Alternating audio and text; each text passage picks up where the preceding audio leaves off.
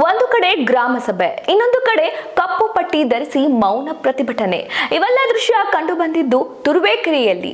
ಅಷ್ಟಕ್ಕೂ ಪ್ರತಿಭಟನೆ ನಡೆಯಲು ಕಾರಣ ಏನು ಎಂಬುದನ್ನ ಇಲ್ಲಿದೆ ನೋಡಿ. ತಾಲೂಕಿನ ಸೊರವನಹಳ್ಳಿ ಗ್ರಾಮ ಪಂಚಾಯಿತಿಯಲ್ಲಿ ಇಂದು ಗ್ರಾಮ ಪಂಚಾಯಿತಿ ಅಧ್ಯಕ್ಷರಾದ ಶ್ರೀಮತಿ ಎಸ್ಸಿ ಇಂದಿರಾ ರವರ ಅಧ್ಯಕ್ಷತೆಯಲ್ಲಿ ಗ್ರಾಮ ಸಭೆಯನ್ನ ಏರ್ಪಡಿಸಲಾಗಿತ್ತು.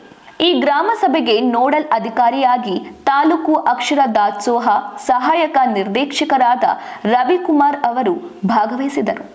ಈ ಗ್ರಾಮ ಪಂಚಾಯಿತಿಯು 16 ಜನ ಸದಸ್ಯರನ್ನು ಹೊಂದಿರುವ ಪಂಚಾಯಿತಿಯಾಗಿದ್ದು, ಈ ಸದಸ್ಯರಲ್ಲೇ 2 ಬಣಗಳಿದ್ದು, ಒಂದು ಬಣ ಈ ಗ್ರಾಮ ಸಭೆಯ ಸಮಯಕ್ಕೆ ಸರಿಯಾಗಿ ಗ್ರಾಮ ಪಂಚಾಯಿತಿಯ ಮುಂಭಾಗದಲ್ಲಿ ಬಾಬಾ ಸಾಹೇಬ್ ಅಂಬೇಡ್ಕರ್ ಅವರ ಭಾವಚಿತ್ರವನ್ನ ಇಟ್ಟು ಕಪ್ಪು ಬಟ್ಟೆ ಧರಿಸಿಕೊಂಡು ಮೌನ ಪ್ರತಿಭಟನೆ ಮುಂದಾದರು. ಈ ಸಂದರ್ಭದಲ್ಲಿ ಪ್ರತಿಭಟನಾಕಾರರ ಬಳಿ ನೋಡಲ್ ಅಧಿಕಾರಿಯಾದ ರವಿಕುಮಾರ್ ಅವರು ಈ ಮೌನ ಪ್ರತಿಭಟನೆ ಉದ್ದೇಶ ಏನು ಎಂದು ಹೇಳಿದ ಪ್ರಶ್ನೆಗೆ ಸದಸ್ಯರಾದ ಸಂದೇಶ್ ರವರು ಉತ್ತರಿಸಿ, ಕಳೆದ ಕೆಲವು ದಿನಗಳ ಹಿಂದೆ ಇಲ್ಲಿಯ ಪಂಚಾಯಿತಿ ಅಭಿವೃದ್ಧಿ ಅಧಿಕಾರಿ, ಪಂಚಾಯಿತಿ ಅಧ್ಯಕ್ಷರು ಹಾಗೂ ಉಪಾಧ್ಯಕ್ಷರು ಸಾರ್ವ ಅಧಿಕಾರಿ ಧೋರಣೆಯನ್ನು ಖಂಡಿಸಿ ಪಂಚಾಯಿತಿಯ ಒಳಗೆ ಕೂಡಿ ಹಾಕಿ ದಿಗ್ಬಂಧನ ಮಾಡಿದ್ದು, ಈ ವಿಚಾರವಾಗಿ ನನ್ನ ಮೇಲೆ ಎಫ್ಐಆರ್ ದಾಖಲಿಸಿದ್ದಾರೆ ಎಂದು ಆರೋಪಿಸಿದ್ದಾರೆ. ಬಳಿಕ ಅಧಿಕಾರಿಯಾದ ರವಿಕುಮಾರ್ ಅವರು ಪ್ರತಿಭಟನಾಕಾರರನ್ನ ಮನವೊಲಿಸಿದ ಬಳಿಕ ಸಭೆ ಆರಂಭಗೊಂಡಿತ್ತು.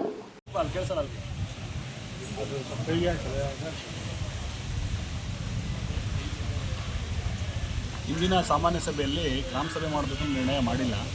ಆಮೇಲೆ ನೆಕ್ಸ್ಟು ವಾರ್ಡ್ ಸಭೆನೂ ಕೂಡ ಮಾಡಬೇಕು ಅಂತ ನಿರ್ಣಯನೂ ಮಾಡಿಲ್ಲ, ವಾರ್ಡ್ ಸಭೆನೂ ಕೂಡ ಮಾಡಿಲ್ಲ. ಏಕಾಏಕಿ ಅಧ್ಯಕ್ಷರು, ಉಪಾಧ್ಯಕ್ಷರು, PDO ಅಧಿಕಾರಿಗಳು ಏಕಾಏಕಿ ಗ್ರಾಮ ಸಭೆ ಮಾಡಬೇಕು ಅಂತ ನಿರ್ಣಯ ತಗೊಂಡಿದ್ದಾರೆ. ಹಾಗಾಗಿ ನಾವು ಗ್ರಾಮ ಸಭೆಯಲ್ಲಿ ಭಾಗವಹಿಸಿಲ್ಲ. ನಾವು 8 ಜನ ಸದಸ್ಯರು ಅಂಬೇಡ್ಕರ್ ಫೋಟೋ ಇಟ್ಟು ಪ್ರತಿಭಟನೆ ಮಾಡ್ತಾಯಿದ್ವಿ. ಇವಾಗ ನಾವು ರೆಫರ್ ಕೂಡ ಮಾಡಿದ್ವಿ, ಸಿಒಗೆ ರೆಫರ್ ಮಾಡಿದ್ವಿ. ಆದರೂ ಕೂಡ ಗ್ರಾಮ ಸಭೆಯಲ್ಲಿ ಅವ್ರು ವಿಶ್ವಾಸ ತಗೊಂಡು ಗ್ರಾಮ ಸಭೆ ಮಾಡ್ತಾ ಇದ್ದಾರೆ. ಸರ್ವಾಧಿಕಾರಿ ಧೋರಣೆ ಅಧಿಕಾರಿಗಳಾಗಿರ್ಬೋದು, ಅಧ್ಯಕ್ಷ ಉಪಾಧ್ಯಕ್ಷ ಸರ್ವಾಧಿಕಾರಿ ಧೋರಣೆ ಮಾಡ್ತಾ ಇದ್ದಾರೆ. ಈಗ ಮುಂದಿನ ನಡೆ ನಿಮ್ಮದು? ಮುಂದಿನ ನಡೆ ಇವತ್ತಿಗೆ ಹೋಗ್ತೀವಿ. ಇವತ್ತು ನಿಮ್ಮ ಪ್ರತಿಭಟನೆ ಕೈ ಬಿಡ್ತಾ ಇದ್ದೀರಾ? ಕೈ ಬಿಡ್ತಾ ಇದ್ದೀವಿ. ನೋಡೋಧಿಕಾರಿ ಕೊಟ್ಟಿದ್ದಾರೆ, ನೋಡೋಧಿಕಾರಿ ಅವ್ರು ಬಂದಿದ್ದಾರೆ, ಅವರು ನಾವೇನು ಪಾಯಿಂಟ್ಸ್ ಬರೆದಿದ್ದಾರೆ, ಇದನ್ನು ತೊಗೊಂಡು ನಾವು ಇವತ್ತಿಗೆ ಹೋಗ್ತಾ ಇದ್ದೀವಿ. ನಿಮ್ಮ ಇದಕ್ಕೆ ಸಂಬಂಧಪಟ್ಟ ವಿಚಾರನ ನೋಡಲ್ ಅಧಿಕಾರಿ ಹತ್ರ ಪ್ರಸ್ತಾಪ ಮಾಡಿದ್ರಾ? ಪ್ರಸ್ತಾಪ ಮಾಡಿದ್ವಿ. ಅವರು ರೆಗ್ಯುಲೇಷನ್ ಕೊಡ್ತೀವಿ ಅಂತ ಹೇಳಿದ್ದಾರೆ. ರೆಗ್ಯುಲೇಷನ್ ಕೊಡ್ತೀನಿ ಅಂತ ಕಾಪಿ ತೊಗೊಂಡು ನಾವು ಇವತ್ತು ಹೋಗ್ತೀವಿ. ನಿಮಗೆ ಇಲ್ಲಿ ಸರಿಯಾದಂಥ ನ್ಯಾಯ ಸಿಕ್ಕಿಲ್ಲ? ಸಿಗ್ತಾ ಇಲ್ಲ. ಮುಂದಿನ ನಡೆ ನಿಮ್ಮ ನ್ಯಾಯ ಸಿಗ್ತಾ ಇಲ್ಲ. ಅಧಿಕಾರಿ ಸ್ಪಂದಿಸ್ತಾ ಇಲ್ಲ. ಅವರು ಸರ್ವಾಧಿಕಾರಿನ ವರ್ತನೆ ಮಾಡ್ತಾರೆ. ಅಧ್ಯಕ್ಷರು, ಉಪಾಧ್ಯಕ್ಷರು ಮಾತ್ರ ವರ್ತನೆ ಮಾಡ್ತಾ ಇದ್ದಾರೆ. ಅವರು 16 ಜನ ಮೆಂಬರ್ಗಳನ್ನ ಸದಸ್ಯರನ್ನ ವಿಶ್ವಾಸ ತೊಗೊಳ್ತಾ ಇದ್ದಾರೆ. ಬರೀ ಅವ್ರು 8 ಜನ ಸದಸ್ಯರ ಮೇಲೆ ವಿಶ್ವಾಸ ತೊಗೊಂಡು ಹೋಗ್ತಾ ಇದ್ದಾರೆ.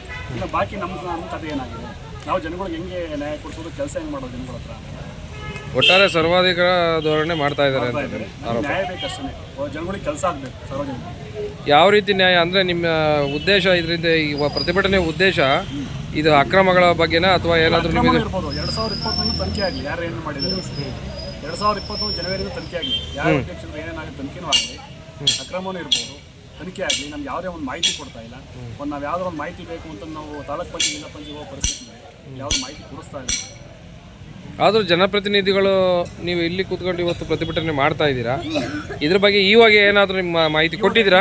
ನಾವು ಯಾವುದೇ ಕಾರಣಕ್ಕೂ ಈ ಸಭೆಯಲ್ಲಿ ನಾವು ಭಾಗವಹಿಸಲ್ಲ, ನಾವು ಪ್ರತಿಭಟನೆ ಮಾಡ್ತೀವಿ ಅಂತ. ವಾರ್ಡ್ ಸಭೆ ಮಾಡಿದ್ರೆ ಏಕಾಗಿ ಗ್ರಾಮ ಸಭೆ ಮಾಡ್ತಾ ಅಂತ ಇವಾಗ ರಿಟರ್ನ್ ಕೊಟ್ಟಿದ್ದೀವಿ. ಇವಾಗ ಇಬ್ಬರು ಕೊಟ್ಟಿದ್ದೀವಿ. ಅದ್ರೇನು ಪ್ರಯೋಜನ ಕೂಡ ಆಗಿದೆ.